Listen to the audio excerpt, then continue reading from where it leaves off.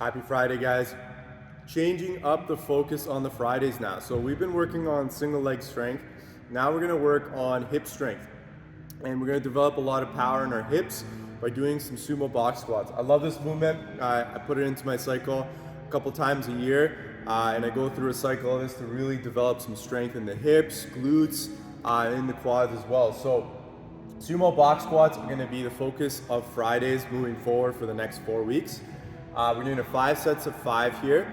With the sumo box squats, we're not going full depth in our squat. We're gonna go just to about parallel. So I want you to find yourself a box, or you can stack up a couple plates to get to that height. And what we're doing is we're gonna be going into a nice wide stance. And then as we squat, we wanna send our hips all the way back. We wanna keep those shins vertical to the ground so that we can maximize the stretch in our hamstrings, in our glutes as we come back.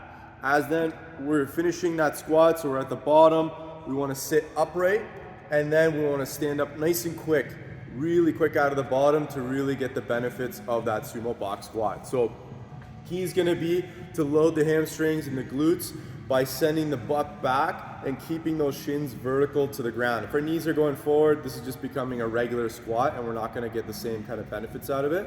So hips are way back, shins are vertical to the floor, and it's gonna feel a little different than a squat. We're not going full depth and the mechanics are gonna be different, but again, remember, we're trying to develop more hip strength here than we are trying to do a full squat. So this is gonna transfer over into your squats. It's gonna transfer over into your deadlifts too. You're gonna have a stronger deadlift and just more power through your hips by doing this movement.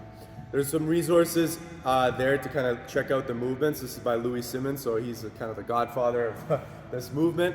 So have a read, or I'll have a look at the video, just get an idea of what the movement looks like and the purpose of the movement, and what to look for when we're actually doing it in class. So 5 sets of 5, do a set every 2 minutes, brand new movement, so make sure you start light and then we'll add weight as you go. Make sure you maintain that speed of the movement coming out of it to get the benefits of that movement. After the squats, we got our AMRAP 10. This one is a strength heavy focus workout. We're doing an ascending ladder of strict ring muscle ups and front squats at a heavy weight. So 1 strict ring muscle up and then 1 front squat at 1.5 times our body weight. So whatever your body weight is, we're gonna multiply that 1.5 and that's the weight you're gonna be using for the workout. However, if that's super heavy, you barely can get into that position, I would say see if you can do body weight today or maybe in between 1.25. So let's say 1.5 is RX and then we got 1.25 as the next option, 1 to 1, or maybe 0.75, so 75% of your body weight there. It's supposed to feel heavy, so we're not supposed to be able to do 10 reps here. Maybe 3 or 4 reps at a time, and then we need to take a break. You can do it off the rack, so you can load it off the rack. If you're savage, if you wanna clean it, I don't know, if you wanna try that, as long as you have good technique doing that, you can clean it off the floor and go right into a squat clean. However, if that's gonna pull away from the workout, if you don't have the technique, don't worry about it. Just focus on going off of the rack today. What we want to do is challenge that strength, and we're going to challenge a little bit of endurance of that moving forward because the reps are going to go higher.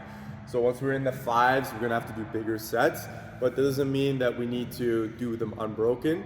I'd say if the 5s are really challenging, maybe do 3 and 2. And then once you get to the 6s, let's see if we can do 3 and 3 at that point.